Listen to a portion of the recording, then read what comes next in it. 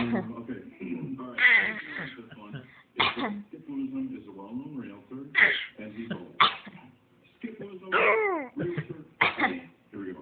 I'm not saying Skip Wisdom is old, but the first property he sold was a cave.